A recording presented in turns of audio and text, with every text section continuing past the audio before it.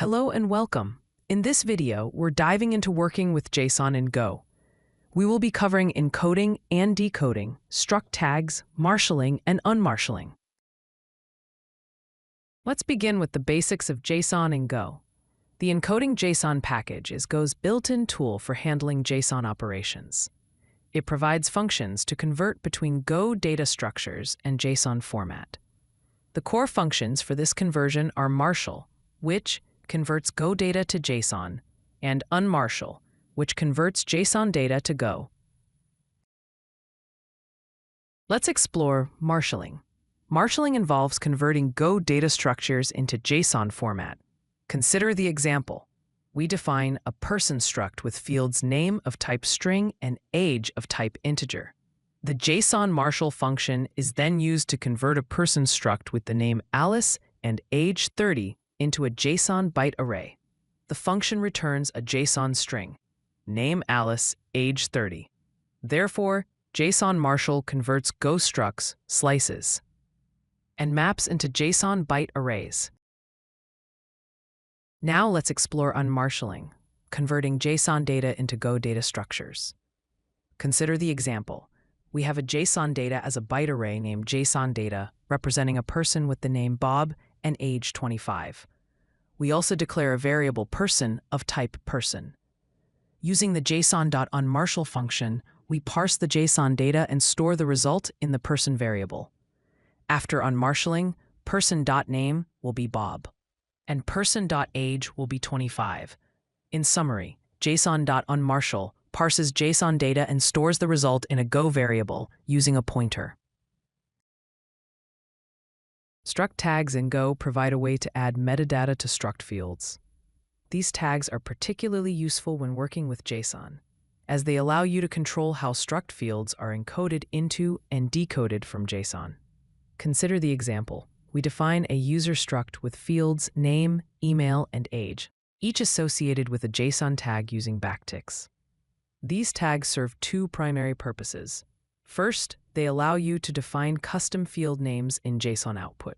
Second, they provide instructions for JSON processing, such as specifying how a field should be encoded or decoded. Struct tags offer advanced features to customize JSON encoding and decoding. In this example, we define a product struct with fields like ID, name, password, and price, each associated with a JSON tag. The JSON-I tag excludes the password field from JSON output, ensuring it's not included in the encoded JSON. The JSON-price omits tag omits the price field from JSON output if its value is 0, reducing unnecessary data in the JSON. In summary, JSON-omits excludes a field from JSON, while omit skips 0 values during encoding. When working with complex data structures, such as nested structs, time data, and slices, Go's Encoding JSON package provides seamless handling. Let's explore how these structures are handled. In the code, we define two structs, company and person. The company struct includes fields such as name, a slice of person structs named employees, and founded of time.time type.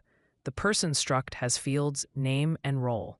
Here's how this translates into JSON handling. Nested structs allow you to handle complex hierarchies with embedded structures, enabling you to represent intricate relationships in JSON. The time.time fields are automatically formatted according to RFC 3339 when encoding to JSON. Go slices are converted to JSON arrays, making it easy to represent collections of data in JSON format.